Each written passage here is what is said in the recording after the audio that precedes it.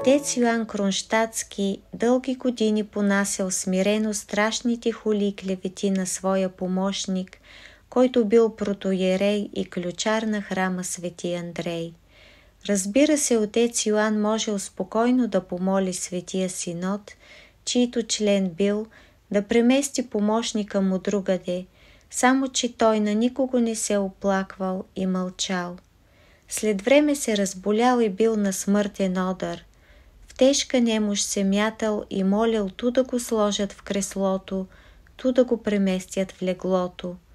Едва когато научил за болестта му, отецът ключар почувствал разкаяние. Съвестта го изобличавала. Отишъл да помоли за прошка и да се прости с него. Точно тогава отец Йоан седял в креслото почти в несвяст. Когато му казали, че е дошъл при него помощникът му, събрал сетни сили, станал, приближил се и му се поклонил до земята. Това велико смирение така подействало на отеца, че той се облял в сълзи и се хвърлил в нозете му.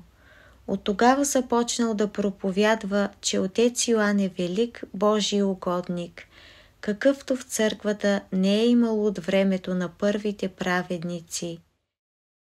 При светците на дело и в пълнота се осъществяват думите Господни. Ето на кого ще погледна, на смирения и съкрушения духом и на треперещия пред моето слово.